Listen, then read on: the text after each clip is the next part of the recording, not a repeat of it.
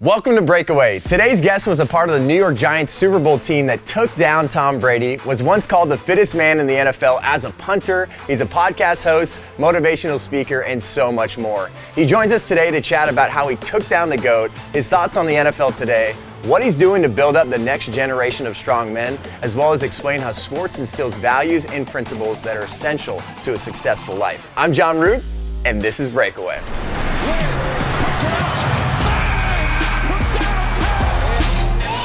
Well, welcome back to Breakaway. We are hanging out with a former NFL punter, Super Bowl champion, and was once known as the fittest man in the NFL. Steve Weatherford, welcome to the show. It's good to be here. Producer Brian, welcome back, buddy. Yeah, the non-fittest man on the couch, but that's okay.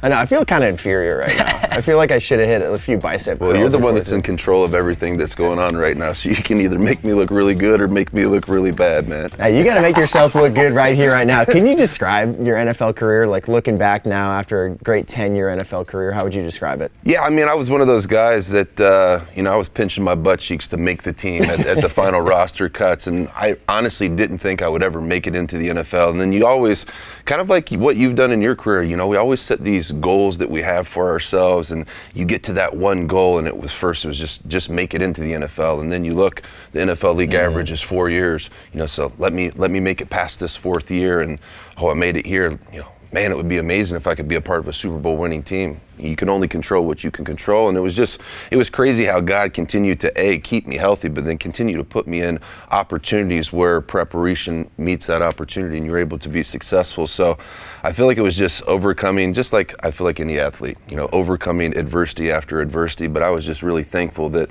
I was able to be a part of some franchises that had some really good quarterbacks, and to be able to win a Super Bowl in New York was pretty amazing. I mean, I remember getting off the plane and getting onto the float. Oh, yeah. 1.2 million people Jeez, in New York City, in Manhattan. Everybody's waving their blue flags. And that was a special time because, I remember what happened. Just recently we had the 20-year anniversary of 9/11. I remember exactly where I was. And to be able to win a world championship for a city like that, that was really special.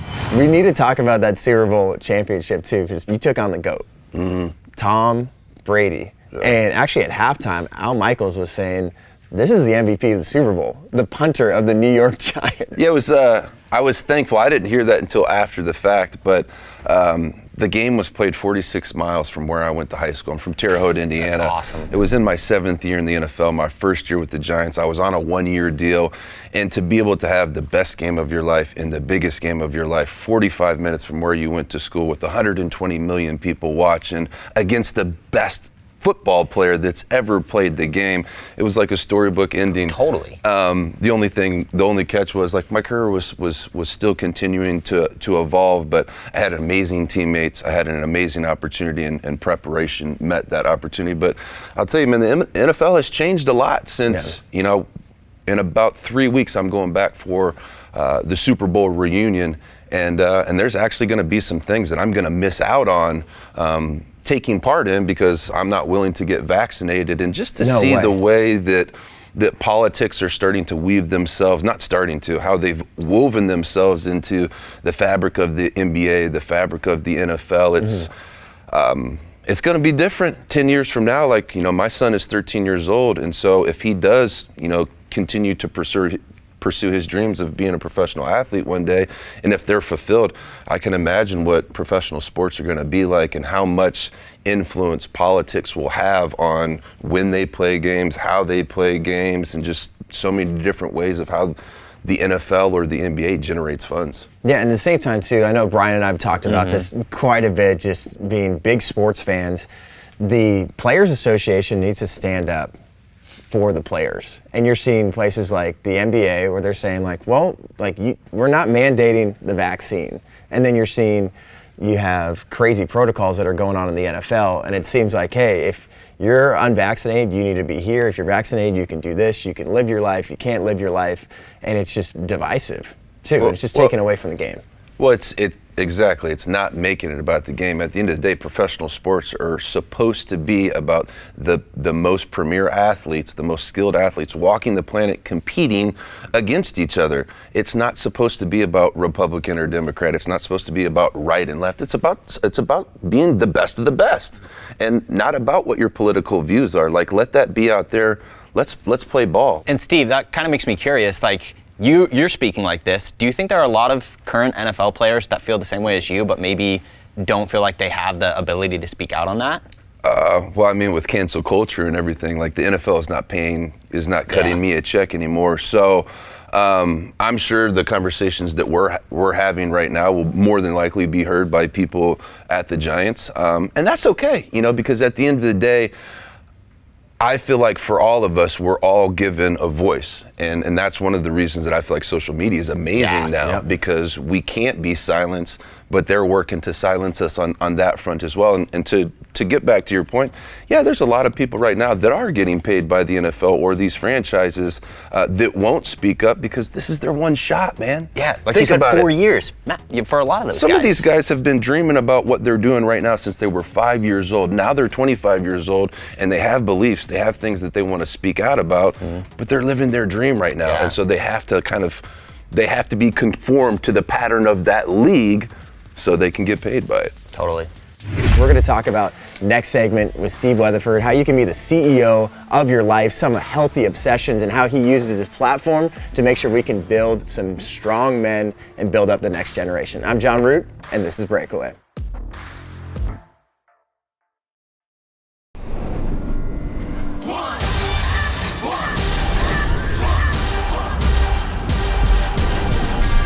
Welcome back to Breakaway. We're going one-on-one with Super Bowl champion, motivational speaker, Steve Weatherford. At 14, you weighed 108 pounds, right? Right. That's crazy. I look at you right now, I was like, there's no way. You're 108 pounds, but you made it a goal to be an athlete and make it to the pros. You became a decathlete. You were an All-American at Illinois, and obviously Super Bowl champion in 10-year NFL career. Yeah, it was, for me, I'm goal-oriented, and I believe that when you can kind of visualize what the last chapter of a book would look like, the logical next place to start is that chapter and taking action right there. So, man, I just became completely obsessed. And it was before the internet, so I had to go to the library and get like bodybuilding encyclopedias, and I was getting all of my supplemental advice from like Muscle and Fitness magazines that I would steal from the dentist's office. Some magazines that you've been on the cover of. Yeah, so I mean, I stole my very first ever Muscle and Fitness magazine. I stole in 8th grade from Dr. Scott's office. If you're watching, Dr. Scott, thank you, man. But that started my obsession because I actually had something to follow. Somebody who had gone before me and done what I wanted to do. This is what they did. And so I just followed different workout plans during my high school career, and it was really cool to see the skinniest kid in my high school at the start walk across the stage, over 200 pounds 4.5 years later. And I just became completely obsessed with it to the point where, I believe because of that commitment and consistency, I was able to earn a scholarship and go to the pros and be able to play 2 sports in college and do some really incredible things with my body. But it's because I became really, really focused at a really young age and stayed consistent to that. But once you make it to that level, that's 10 years of your life. Obviously, that's a good amount of time, but there's so much life to live. So now you use your platform telling people they got to be the CEO of their life. You utilize Weatherford Fit.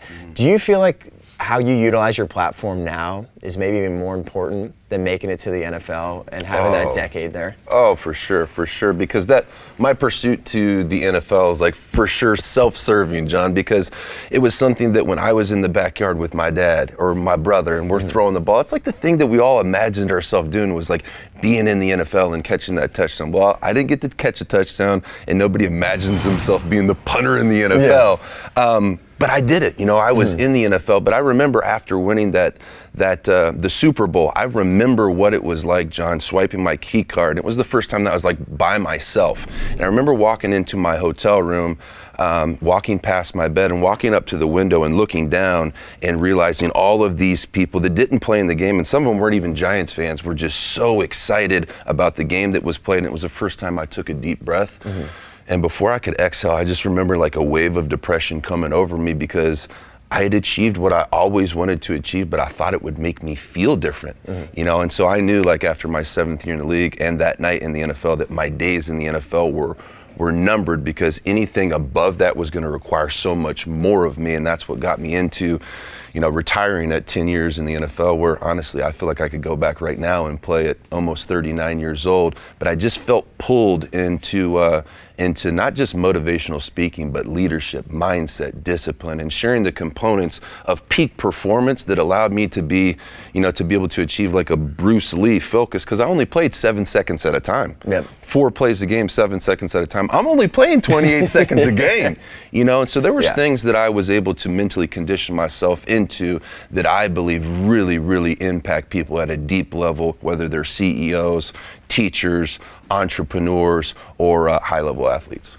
At the same time, too, when you look at your Instagram, I check that out all the time. You show all these Super Bowl pictures and these videos, but at the same time, you're saying like, hey, this was a great part of my life, but this wasn't the pinnacle of my life. No. This isn't not what provides me value. Right. And at the same time, you seem to surround yourself with people that keep you accountable and challenge you. You're hanging out with Jesse Itzler, Lewis Howes. You're doing these 50K races, and you're challenging yourself, and you're surrounding yourself with people that are going to make you better. Yeah. And it seems like that's what you want to instill in people. Yeah, well, one thing you said, John, was like, that doesn't provide me value, like being a professional athlete. And I'd actually love to respectfully correct you, because that actually does provide me value, but it doesn't provide me my value. Meaning, like, value, I'm during my NFL career, I really struggled with, and a lot of athletes struggle with, that their career is their identity. And so when you retire from the NFL, I actually told myself in my mind, I'm like, I'm not going to struggle with this. But that's all that I had ever known. From age 4 up to age 34, I was an athlete. And I had 51 other teammates who wanted what I wanted. They wanted to win a championship, and they were willing to bleed, and they were willing to sacrifice to do it. And then all of a sudden you retire, and like now I'm a dad with 5 kids, and like I'm domesticated. And I like really struggled with that, because I needed to chase something bigger than me. And that's when I really got into leadership and public speaking and traveling, and I'll be releasing my book probably in about 4 months.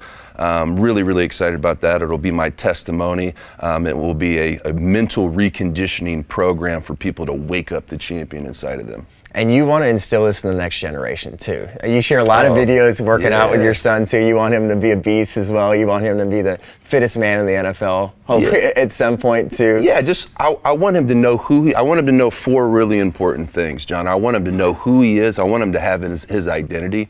And we're training our child up in the way that they should go, so they'll develop a relationship with Jesus Christ. So I want them to know who they are, and I want them to know who they belong to, meaning they are a son or a daughter of the one Most High. I want them to know what matters most to them: integrity, generosity, leadership.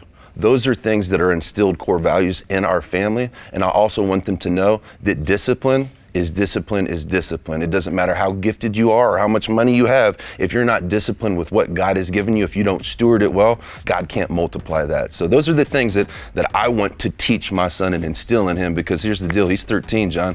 I've got 4 more summers with my son to equip him to walk out into the world and to be his own unique type of, like, not a carbon copy of me and my greatness, but what God instilled in him. And I think that's a great tease for our next segment, because we're going to be talking about the principles of sports and the values of sports, and how we feel like that is essential to life, and how Steve Weatherford makes sure that he is building up the next generation. We need some strong men in this country, and we're going to talk about principles of conservatism, how those fit into sports. I'm John Root, and this is Breakaway.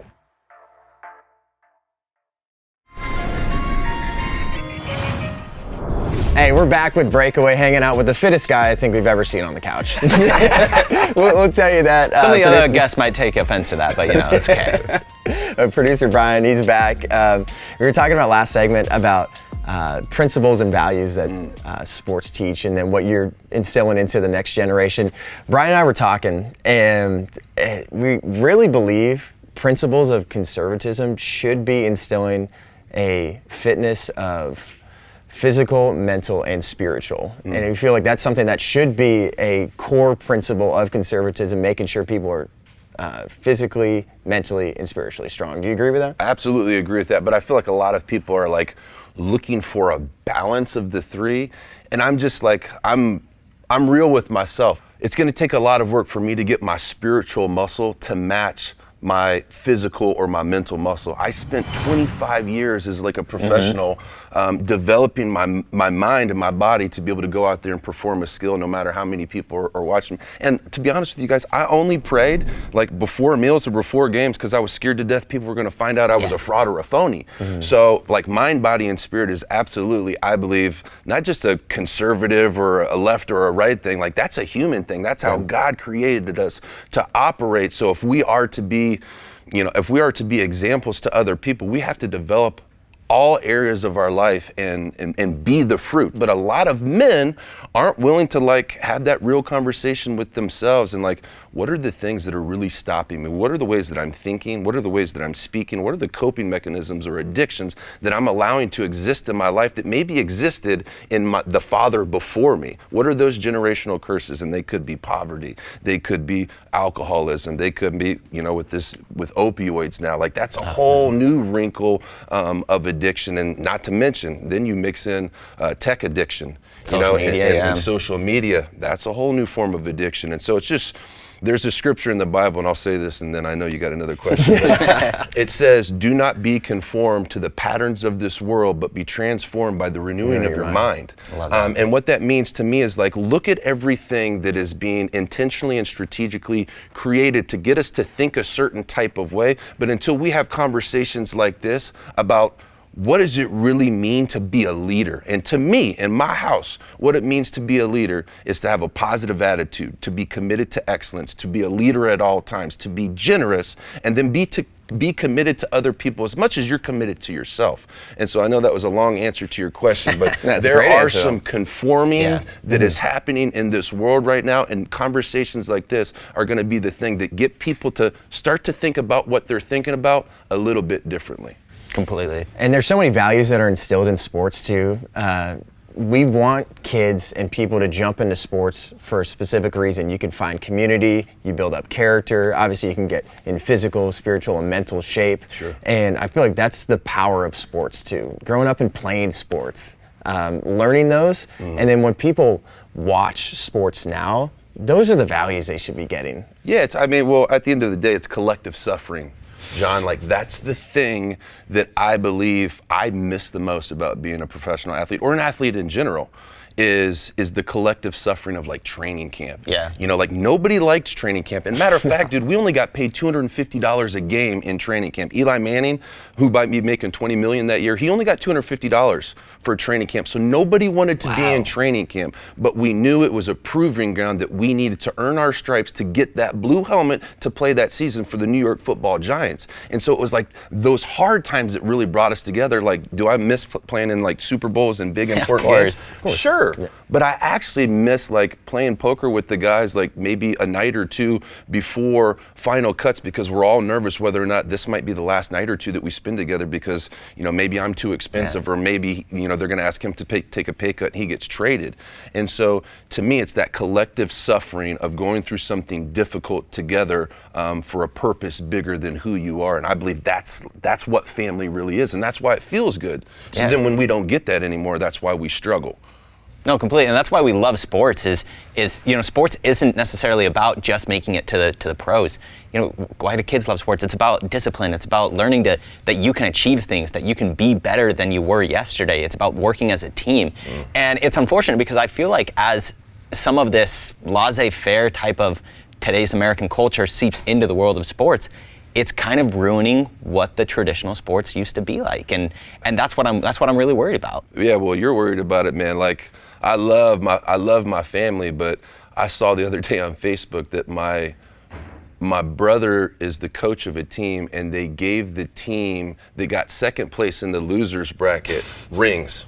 Oh my gosh! In the losers bracket? The second place in the losers bracket got rings, and they took pictures with it, and I saw it, and like, I thought to myself, I was 7 years as a pro in the NFL before I got any type of ring, but it meant something, and now they're just giving it away to anybody, and so it didn't make me mad because, well, they got a ring that I have, but it discouraged me because that's not scriptural, man. No. Like, winning is a way of worship. If you go back and look at the Bible, man, it tells you not to just run the race to, like, be encouraging to other people. It says run the race to win, John. And so now we're raising a whole bunch of people that just want to clap for you because you show up at the starting line. Like, you don't even have to finish. Just show up and get a bib. Dude, you're a champion. Here's a ring. No, man, dude, in my family, we're training my 4 daughters and my 2 sons up to run the race to win because that also is a way of worship. Let's go. This is why we have Steve Weatherford here. Like, I'm just motivated, and I know that's why you make such a difference in people's lives. I'm excited for this next segment because we got you in the hot seat. 40-second shot clock. Steve Weatherford's back. I'm pumped. I'm John Root, and this is Breakaway.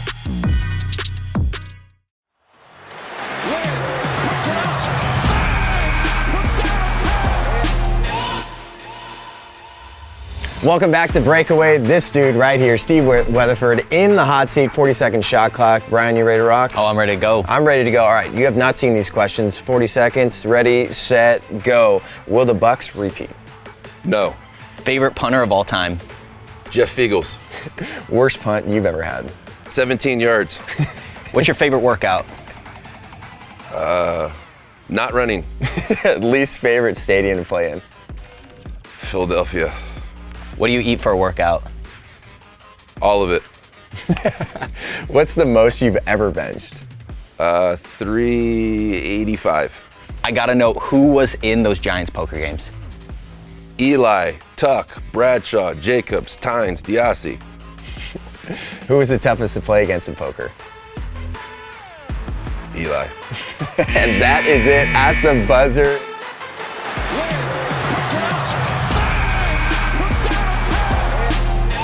And that is it, dude. I'll tell you what, at the end, I'm more motivated than when I started. You get people going. Thanks for being here, Steve Weatherford, producer Brian. But join us next week for another authentic, unwoke sports conversation you won't hear anywhere else. Don't forget to like, comment, and share this episode so we can keep the conversation going all week long. I'm John Root, and this is Breakaway.